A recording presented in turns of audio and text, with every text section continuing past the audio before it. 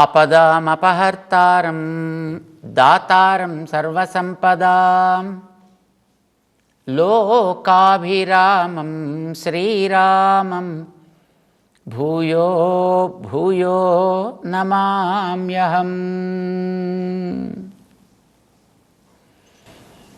జై శ్రీమన్నారాయణ.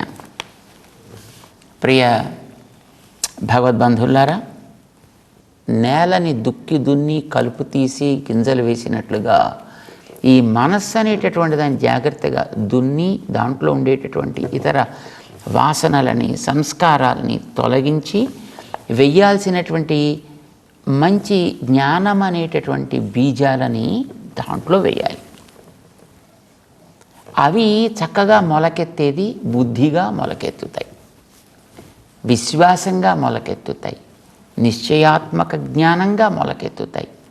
అప్పుడు వాడు చేయవలసిన పనులేవో ఇంద్రియాలతో చేయించగలుగుతాడు.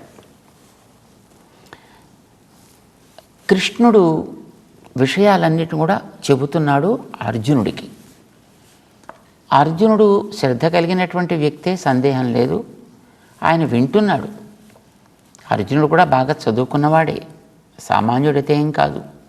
కానీ గురువు ఎంత చెప్పినా వినేటటువంటి శిష్యుడు చెప్పిన పాఠాన్ని మళ్ళీ ఒక్కసారి మననం చేస్తే, దానిని మళ్ళీ ఒక్కసారి మనస్సులో ధరిస్తే, ఆ చెప్పిన సారం ఏమిటో మళ్ళీ వీడికి కాస్త అవగతం అయ్యేటువంటి అవకాశం ఉంటుంది. యుద్ధరంగం, కృష్ణుడు చెబుతున్నాడు, అర్జునుడు వింటున్నాడు, ఆయనకి తోచింది అడుగుతున్నాడు, ఈయనకి చెప్పదలుచుకుందేదో ఈయన చెప్తున్నాడు. చెప్పిన పాఠాన్ని మళ్ళీ ఒకసారి జ్ఞాపకం చేసుకుని స్మరించేటటువంటి తీరికే లేనే లేదు అక్కడ అతను అర్జునుడికి. అందుచేత ఆయన ఎప్పుడు తన స్థితిలోనే తానున్నాడు. ఆయన నేను ఇన్ని చెబుతున్నాను కదా, ఇంకా నీకు అర్థం అవట్లేదు ఏమిటి అనుకుంటాడు పాపం కృష్ణుడు. ఏం చెబుతున్నావయ్యా నువ్వు నాకు అంటాడు పాపం అర్జునుడు. కృష్ణుడు చెప్పడంలో లోటైతే ఏం లేదు, వినే అర్జునుడికి పాపం దాన్ని మళ్ళీని తిరిగి స్మరణ చేసేటటువంటి చింతన చేసేటటువంటి అవకాశం లేకపోవడం చేత అతనిలో ఉండేటటువంటి ఆ సంశయాలుగానే మిగిలిపోతున్నాయి తప్ప అవి తీరటలేదు. మళ్ళీ మళ్ళీ అదే ప్రశ్న, మళ్ళీ మళ్ళీ అది ప్రశ్న. చూడండి, విషయం అంతా బాగా తెలిసినటువంటి వ్యక్తి తాను ఉండేటటువంటి ప్రాంతాన్ని గురించి చెప్తాడు. ఇగో ఇది లోపలికి ఎంట్రీ పాయింట్, ఇది ఎగ్జిట్ పాయింట్, ఇది ఇలా వెళ్ళే చోటు, ఇది దీంట్లో ఎలా తిరుగుతాం అని అది నేల మీద మ్యాప్ వేసో, గోడ మీద మ్యాప్ వేసో, లేకపోతే ఏదైనా ప్రజెంటేషన్లో స్క్రీన్ మీద మ్యాప్ వేసో వాడు ఇలా చేతిలో స్టిక్ పట్టుకుని ఇగో ఇక్కడి నుంచి ఇలా వస్తాం, ఇలా చేస్తాం, అలా తిరుగుతాం, ఇందులో ఇక్కడిది ఉంది, ఇక్కడిది ఉంది, ఇది కిచెన్, ఇగో ఇది బెడ్రూమ్స్, ఇది టాయిలెట్స్, ఇది డైనింగ్ హాల్, ఇది కాన్ఫరెన్స్ హాల్, ఇది మరొక రెస్ట్ రూమ్, ఇది ఇంకొకటి, ఇవన్నీ చెప్పేస్తాడు. వాడికి విషయం అంతా అవగాహనలో ఉంది కనుక వాడంత క్లారిటీతోటి వాడు చెప్పగలుగుతాడు. కానీ అప్పుడే చూసేటటువంటి ఒక వ్యక్తికి వాడికి అది ఎంట్రీ ఏమిటో తెలీదు, ఎగ్జిట్ ఏమిటో తెలీదు, అది ఏ పాయింట్ ఏదో తెలీదు, వాడికి అంతా కన్ఫ్యూషన్గానే ఉంటుంది. వాడికి చెప్పేవాడికి మాత్రం స్పష్టత ఉంటుంది, కానీ వినేవాడికి అది మనస్సుకి ఎక్కదు. ఇది ప్రస్తుతం భగవద్గీతలో 5వ అధ్యాయం దగ్గరికి వచ్చినప్పటికీ అర్జునుడి యొక్క స్థితి. ఇంత విన్నాడు. 3వ అధ్యాయంలో మొట్టమొదటి ఒక ప్రశ్న వేశాడు. శ్రీకృష్ణుడు దేహాత్మ వివేకాన్ని కలిగించి 2వ అధ్యాయాన్ని ముగించిన తర్వాత, కృష్ణ జ్యాయసీ చేత్ కర్మణస్తే మతా బుద్ధిర్జనార్దన తత్ కిం కర్మణి ఘోరే మాం నియోజయసి. నువ్వేమో జ్ఞానం గొప్పదంటున్నావు కర్మ కంటే. నిజమే, చాలా బాగుంది, హాయిగా నాకు జ్ఞానంతో ఉందామని ఉంది. యుద్ధం మానేసి చక్కగా అలాగా కూర్చుని తపస్సు చేసుకుందామని ఉంది. చెప్పాను కదా నీకు మొట్టమొదటే, పాడు యుద్ధం చేసే కంటే, ఇందరి ప్రాణాలు తీసే కంటే, ఇలాంటి ఈ రక్తపు కూటిని తిని బతికే కంటే హాయిగా పోయి అడవుల్లో తిరిగి ఆకు అలము తింటూ ఇక్కడ అక్కడ ఏమైనా దొరికితే అసలు అడుక్కు తినడం మంచిదని చెప్పాను కదా నీకు. శ్రేయో భోక్తుం భైక్షం అపి ఇహలోకే. అడుక్కునేవాడికి పని చేయడం అంటే చాలా కష్టం అండి. ఎందుకంటే మీరు 12 ఏళ్ళు ప్లస్ 1 ఏడాది అడుక్కు తినడం అలవాటు అయిన తర్వాత ఇప్పుడు ఇవాళ వచ్చి పని చేయమంటే ఎలా పని చేస్తారు వీళ్ళు? పని చేయడానికి శ్రద్ధ ఎక్కడ ఉంటుంది? ఎందుకంటే పని చేస్తే ఒక కూర, ఒక పచ్చడి, ఏదో ఒక చారు, మజ్జిగ ఉండొచ్చు. అడుక్కు తినేవాడికి 10 ఇళ్లలో అడుక్కుంటే 10 కూరలు, 10 పచ్చళ్ళు వస్తాయి. ఈయనకి పాపం పని చేయకుండా యుద్ధం మానేసి హాయిగా చక్కగా కూర్చుందామని ఉంది. కానీ యుద్ధం తగినది అని చెప్తున్నాడు శ్రీకృష్ణుడు. ఎందుకంటే నీకోసం చేయట్లేదా, ధర్మాన్ని నిలబెట్టడం కోసం చేస్తున్నావు, దేశాన్ని రక్షించడం కోసం చేసేటటువంటి యుద్ధం ఇది. ఏదో సరదా కోసం, రాజ్య ఆక్రమణ కాంక్షతోటి చేసేదో లేదో ఒక ధన సంపాదన కోసం చేసేటువంటి యుద్ధము కాదు ఇది. అలా చేసేటైతే మీరు 12 ఏళ్ళు ఇక్కడ, 1 ఏడాది అక్కడ ఎందుకు తిరుగుతారా? ఇంతవరకు ఇంత ప్రశాంతంగా మీరు ఎలా ఉండగలుగుతారు? మీలో ఒక్కొక్కటి చాలు మొత్తం కౌరవులందరినీ కూడా వాళ్ళని నాశనం చేయడానికి. కానీ ఎందుకు ఇంత సహనంతో మీరున్నారు? ధర్మం కోసం. ఆడిన మాటకి కట్టుబడి ఉండాలనేటటువంటి నియమం చేత కదా మీరు ఇన్ని కష్టాలు, కష్టాలు మీరు పడుతున్నారు. ఇప్పుడు దానికి సమయం వచ్చింది. మారుతారు అనే ఉద్దేశంతో మీరు ఇంతవరకు ఎదురు చూశారు. కానీ మారే తత్వం వాళ్ళలో కనిపించటం లేదు. అందుచేత ఇప్పుడు యుద్ధమే శరణం, తప్పకుండా చేసి తీరాల్సింది. అట్లాంటి దుష్టుల్ని తొలగించాలి, మంచిని స్థాపన చేయాలి. చేత దానికి తగ్గట్టుగా నువ్వు సిద్ధపడాలి, ఇది చెప్పాడే. కానీ ఇతనికి మొట్టమొదటి నుంచి యుద్ధం చేయడం ఇష్టం లేదు కనుక యుద్ధం చేయకుండా కూర్చుని చేసేటటువంటిది జ్ఞానయోగం, ధ్యానం. అంచేత హాయిగా నేను ధ్యానం చేస్తూ కూర్చుంటా, జ్ఞానం గొప్పదని అంటున్నావు. అంచేత కర్మణస్తే మత బుద్ధి జ్యాయసి, జ్ఞానమే చాలా గొప్పది అని అంటున్నావు కదా. మరి తత్కిం కర్మణి ఘోరే మాం నియోజేసి, ఎందుకని అసలు కర్మల్లో తోస్తావు, మళ్ళీ చేయి యుద్ధం అంటావు. ఇది 3వ అధ్యాయంలో ఆరంభంలో వేశాడు ప్రశ్న. దానికి 3వ అధ్యాయం అంతా చెప్పాడు, 4వ అధ్యాయం అంతా చెప్పాడు. ఇంత విన్నాడు బుద్ధిమంతుడు.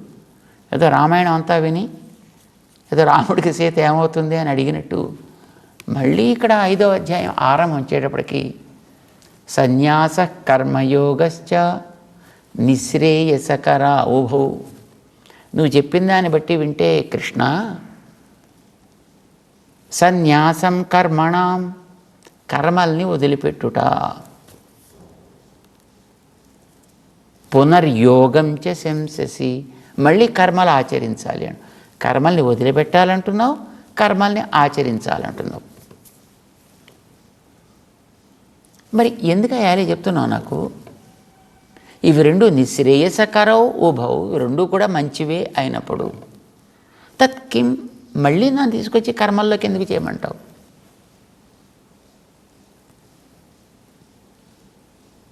ఇది అర్జునుడికి కలిగినటువంటి ఒక ప్రశ్న. మళ్ళీ 5వ అధ్యాయం ఆరంభం చేస్తూ చూడండి, మళ్ళీ ఇదే ప్రశ్న వేశాడు. ఏ శ్రేయ ఏతయోరేకం తన్ మే బ్రూహి, ఈ రెండులో ఏది మంచిదంటావా? యత్ శ్రేయ, కర్మశ్రేయస్స, కర్మ సన్యాసము శ్రేయస్స, కర్మయోగము శ్రేయస్స, కర్మ సన్యాసము శ్రేయస్స. ఈ రెండిట్లో ఏకం వద. రెండు చేయమని చెప్పక నేను రెండు చేయలేను, ఏదో ఒకటే చెప్పు నాకు. నిశ్చితం బ్రూహి, ఏది సరి అయిందో నాకు అదే చెప్పు తప్ప ఊరికే నన్ను కన్ఫ్యూజ్ చేయకు. సునిశ్చితం బ్రూహి, నా మనస్సులో స్థిరంగా. ఇందుకు కృష్ణుడు పాపం చెప్పేదాంట్లో ఎక్కడ ఆయన సందేహానికి అవకాశం ఇచ్చి చెప్పలేదే. చెప్పేదంతా కూడా పాపం చక్కగా స్పష్టంగానే చెబుతున్నాడు ఆయన. కానీ ఈ పిచ్చివాడు విన్నదాన్ని మళ్ళీ తను నెమరు వేస్తే కదా. నెమరు వేయినప్పుడు వాడు బుర్రలోకి ఏమెక్కుతుంది? మనకు ఒక నియమం ఉందండి, చెప్పేవాడు గురువు కదా, వినేవాడు శిష్యుడు కదా. చెప్పే ముందర చూసుకొని గురువు యొక్క పాఠం, విన్న తర్వాత చూసుకొని శిష్యుడి యొక్క పాఠం, ఇవి రెండు వ్యర్థము అని అంటారు. అంటే చెప్పాలనుకున్నప్పుడు గురువు మొట్టమొదటను జాగ్రత్తగా ఏం చెప్పాలి, ఎలా చెప్పాలి, ఎంత చెప్పాలి, ఎప్పుడు చెప్పాలి, ఇది ఒక మంచి చక్కటి ప్రణాళి రచించుకొని చెప్పాలి. ఒక ప్లాన్ ప్రకారం తను చెప్పదలుచుకుంది ఒక ఆర్డర్లీ చెప్పాలి. ఈయన చెప్పిన తర్వాత విన్నటువంటి శిష్యుడు దాన్ని చెప్పినదాన్ని ఏం చెప్పారు, ఎలా చెప్పారు, అది నాకు ఎంతవరకు అర్థమైంది, ఏ విధంగా అర్థమైంది, ఇది ఈయన మళ్ళీ దాన్ని నెమరు వేయాలి. ప్రిపరేషన్ లేకుండా, ప్రణాళిక లేకుండా చెప్పే ఆయన పాఠం ఏదో ఆకాశంలో తోచింది ఏదో చెప్తే అది కూడా వ్యర్థం. విన్నటువంటి ఈ వ్యక్తి కూడా తను విన్నదాన్ని ఎంతవరకు తన మనసులో అది నిజంగా పట్టింది, తన సంశయాలకి అది ఏదేది ఎలా ఎలా తీర్చేదో పేర్చేదో అవుతుంది అనేది వీడు నెమరు వేస్తేగా తెలుసుకోవడానికి. ఈ నెమరు వేయటం లేదు. నెమరు వేయటం లేదు కనుక పాపం ఈయనకి అర్థం కావట్లే. అందుకోసం ఈయన వేసే ప్రశ్న శ్రేయ ఏతయోరేకం జ్ఞానము కర్మ, ఈ రెండిట్లో ఏది నాకు శ్రేయస్సో తన్మే బ్రూహి, శ్రేయ బ్రూహి, ఏది శ్రేయస్సో అది చెప్పు, ఏది శ్రేయస్సో అది నాకు చెప్పు, నన్ను చూసి మరీ చెప్పు. ఇప్పుడు రెంట్లో ఏదో ఒకటి గొప్పదని నీకు తెలిసి ఉండొచ్చు, సంతోషం. కానీ నీకు తెలిసిందల్లా నాకు చెప్తే దాన్ని నేను చేయగలగచ్చు, చేయలేకపోవచ్చు. ఇప్పుడు సర్కస్లో కొంతమంది చూడండి ఇలా ఇలా ఎగిరిటక్కుని కింద దిగుతుంటారు. వాళ్ళకి అది అభ్యాసం అయింది కనుక వాళ్ళు చేయగలుగుతారు. దాన్ని తీసుకెళ్ళి మన పట్టుకొచ్చి ఎగరవయ్యా ఇలా ఇలాగంటే మనం ఎగురుతాం. దాన్ని నేల మీదే నడవడం చేత కావట్లేదు మనకి. ఉన్నవాళ్ళు ఉన్న చోటే టక్మని పడిపోయి కాళ్ళు విరగొట్టుకునే స్థితిలో మనం ఉంటే, వాడు ఇలా ఎగిరి తాడు మీద ఎక్కి తాడు మించి ఎగిరి మళ్ళీ తాడు మీదకి దిగి నీకు తోచింది నీకు తెలుసును కదా అని చెప్పగాయా, నన్ను చూసి నా స్థితికి తగ్గట్టుగా నేనేది చేయగలనో అలాంటివి చూసి మరీ చెప్పు నాకు. ఇప్పుడు చిన్నపిల్లలకి బాగా తినిపిస్తే వీళ్ళు బాగా బుద్ధిగా పెరుగుతారు అని ఉంటుందండి తల్లికి తండ్రికి, ముఖ్యంగా తల్లికి. చిన్నపిల్లలకి బాగా తినిపించాలి, బాగా పెంచాలి, వీళ్ళని మంచి అందంగా ఆరోగ్యంగా పెంచాలి, ఉండడం మంచిదే. కానీ తినిపించే ఒక పద్ధతి ఉంటుందండి. 6వ నెల వచ్చేదాకానో 5వ నెల వచ్చేదాకానో మనవాళ్ళు ఘన పదార్థాలు పెట్టేవారు కాదు ఇదివరకు రోజుల్లో. ఏదో సాధారణంగా మగపిల్లలకైతే 6వ నెల వచ్చాక 6వ నెల 6వ రోజు దానికి ఏదో నియమాలు ఏవో ఉన్నాయండి. ఆ రోజు వాడికి అన్నప్రాసన చేయించాలి. ఏదో ఆడపిల్ల అయితే బేసి సంఖ్యలో వచ్చే నెలలో 5వ నెలలోనో 7వ నెలలోనో అన్నప్రాసన చేయాలి అని అంటారు. కానీ ఇప్పుడు తల్లిదండ్రులకి ఆతృత ఎక్కువ కదా, అంచేత వాడికి 2వ నెలలోనో 3వ నెలలోనో వాడికి కంచి గబా ఆరోగ్యాన్ని కలిగించేటటువంటి ఘన పదార్థాలు తినిపించడం ప్రారంభించారనుకోండి. ఇదివరకు అలాగా 5-6 నెలల్లో ఎప్పుడు తినిపించేవాళ్ళు. పెరిగిన వాళ్ళంతా గొప్పవాళ్ళుగాను మంచి నేతలుగాను సంపాదకులుగాను అలా తయారయ్యారండి. ఇప్పుడు వీళ్ళు ఆర్తితోటి ఆతృతతోటి 3-4 నెలల్లోనే ఎప్పుడో వాడికి రకరకాలుగా ఫీడింగ్ స్టార్ట్ చేసేటప్పటికి ఉత్త రోగగ్రస్తులు తయారవుతున్నారు. ఎక్కడ చూసినా రోగాలే.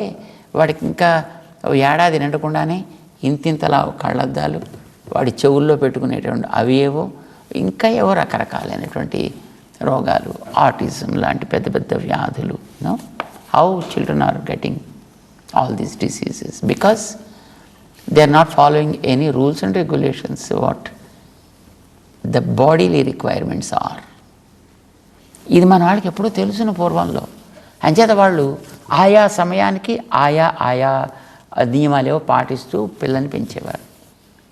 ఒక తల్లికి బాగా ఆతృత కలిగిపోయి వాడికి ఇంకా పళ్ళు రాలేదు, సాధారణంగా ఎప్పుడో 6వ నెల దాటిన తర్వాత 7-8 నెలలు ఎప్పుడు పళ్ళు వస్తాయేమో అని అనుకుంటాను. క్రమంగా పళ్ళు వచ్చి అవి కొంచెం పెరిగి ఆ తర్వాత వాడికి ఏదైనా కాస్త ఘన పదార్థాలు లాంటివి ఏదో ఉండేటటువంటి ఏదో చిట్టికారులు చెగోడీలు లాంటివో అప్పుడు తర్వాత తినిపించాలండి. వీడికి ఇంకా పుట్టగానే వాడికి గబగబా పెరిగిపోవాలని వాడికి ఇలాంటి ఏమైనా పెట్టి వాడిని పెంచాలని అనుకుంటే వాడికి ఆరోగ్యం పాడైపోదండి. వ్యక్తిని చూసి ఏ పద్ధతిలో వాడికి పెట్టాలో ఎలాగైతే తెలిసి వాడి తల్లి దానికి తగ్గట్టుగా ఆహారాన్ని పెడుతుందో, అట్లాగే నన్ను చూసి, నా యోగ్యతని చూసి, నా తెలివిని చూసి కృష్ణ నాకు కావలసింది శ్రేయ ఏతయో రేకం తన్ మే బ్రూహి, అలాంటిదేదో నాకు చెప్పవాయా, ఇది అడుగుతున్నాడే. ఇప్పుడు అన్నిటికీ ఒకటే మందు ఉండదండి. ఇప్పుడు సాధారణంగా ఇప్పుడు ఈ అలోపతి ఇంగ్లీష్ మందులు ఇస్తుంటారు చూసారా, దాంట్లో వాడికి తలకాయ నొప్పి ఇచ్చిందంటే ఈ మందు ఇచ్చేయి అంటాడు. తలకాయ నొప్పి వస్తే ఈ మందు అని ఫిక్స్డ్, వాడికి ఏదో దాని పేరు డోలోనా మరొకటనా ఏదో అంటారు, పారాసిటమాల్ ఇచ్చేసేదాన్ని. కానీ కొన్ని మందులు అలా ఉండవండి. ఏదో ఇప్పుడు ఆయుర్వేదిక్ మందులు కానీ, హోమియోపతి మందులు కానీ, లేదు ప్రకృతి సిద్ధమైనటువంటి మందులు కానీ అలా ఉండవు.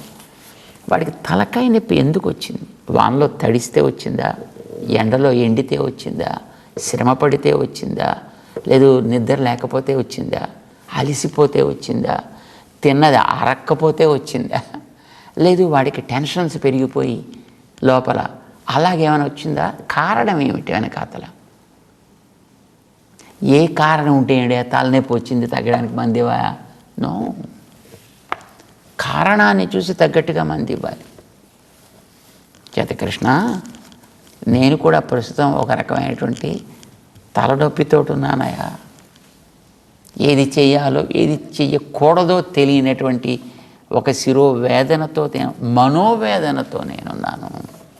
కనుక నాకిచ్చే మందు కూడా నువ్వు నా యోగ్యతను చూసి, నా శ్రేయస్సుని చూసి, నాకు తగ్గట్టుగా గ్రాడ్యువల్గా దాన్ని నువ్వు ఇవ్వాల్సింది సుమా. అంతే తప్ప నీకేదో తోచింది కదా అని, నీకు తెలుసును కదా అని అలా ఇవ్వకయా. ఎందుకంటే నువ్వు అన్నీ తెలిసిన సర్వజ్ఞుడివి, సర్వవేత్తవి, నీకు తెలియని విషయాలంటూ లేవు. కానీ నువ్వు అలా ఇచ్చేస్తే నేను పుచ్చుకోగలిగే వ్యక్తిని అయితే మాత్రం కాను సుమా. చూడండి, ఈ బరువులు ఎత్తేటువంటి వాళ్ళు ఉంటారు చూసారా, ఈ వెయిట్ లిఫ్టర్స్. అలాంటి వెయిట్ లిఫ్టర్స్ వాళ్ళు అదో 80 కేజీలు, 100 కేజీలు, 150 కేజీలు, 200 కేజీలు ఎత్తుతారు. కానీ ఎప్పుడు ఎత్తుతారు? వాడు అప్పుడు నేను ఎత్తుతాను అని వాడు 4 ఏళ్ల వయసులోనో 5 ఏళ్ల వయసులో బయలుదేరగా తీసుకెళ్ళి వాడి మీద 80 కేజీలు బరువు పెట్టానుకోండి, వాడు శుభ్రంగా పచ్చడి ఊరుకుంటాడు ఇంత దాని కింద. వాడికి మెల్లిమెల్లిగా ఫస్ట్ ఒక 1/2 కేజీ, కేజీ, 2 కేజీలు, 3 కేజీలు, 4, 5, 10 క్రమ పద్ధతిలో వాడిలో అది ఒక బలం పెరిగి ఆ తర్వాత వాడు దాన్ని ఎత్తగలిగేటట్లుగా తయారు చేస్తే అది క్రమంగా వాడు ఎత్తడానికి ఒకనాటికి అవకాశం ఏర్పడచ్చు. అట్లాగే నువ్వు నాకు ఉపదేశం చేసేటటువంటి జ్ఞానం కూడా తన్ మే బ్రూహి శ్రేయ బ్రూహి సునిశ్చితం బ్రూహి మే బ్రూహి. చేత నీకు తెలిసినవి చాలా ఉండొచ్చు, కానీ అందులో ఏది నేను ఆచరించగలను అది మాత్రం నాకు చెప్పు.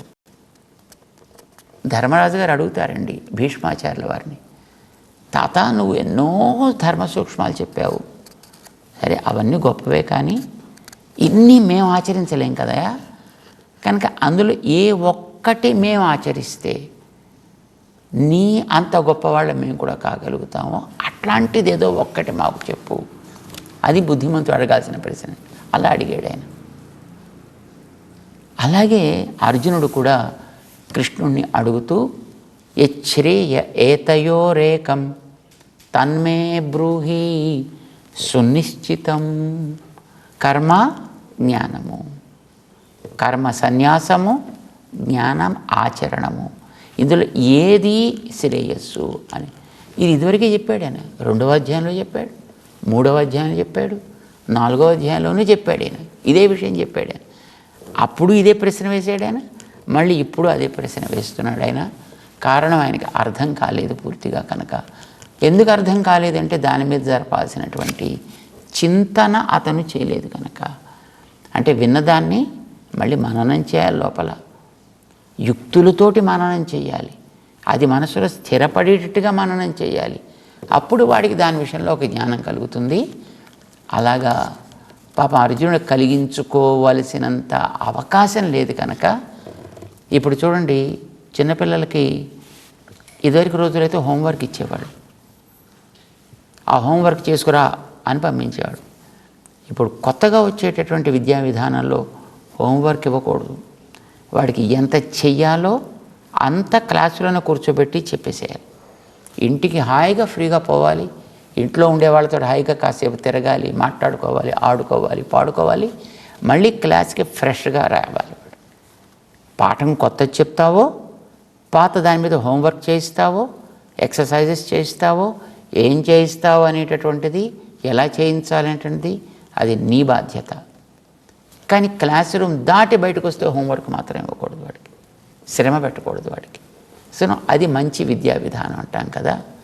ఇప్పుడు అర్జునుడు మొట్టమొదటి హోంవర్క్ ఇద్దామని అనుకున్నాడు ఆయన, కానీ ఇప్పుడు తేల్చేసినాడు అర్జునుడు, నేను హోంవర్క్ చేసే స్థితిలో అయితే లేను కనుక నువ్వు చెప్పదలుచుకుంది ఏదో నువ్వు చేసే ఉపదేశంలోనే నాకు హోంవర్క్ కూడా అయిపోయేటట్టుగా, ఎక్సర్సైజ్ వ్యాయామాలు కూడా పూర్తి అయిపోయేటట్టుగా, అన్నీ నాకు దాంట్లోనే అయిపోయేటట్టుగా నువ్వు దాన్ని ఎలా చెబితే మంచిదో నాకు అట్లా చెప్పు, నా శ్రేయస్సును కోరి నువ్వు అట్లా చెప్పాల్సింది కృష్ణ అని చేసిన ప్రార్థనతోటి 5వ అధ్యాయం ముందుకి ఆరంభమవుతోంది.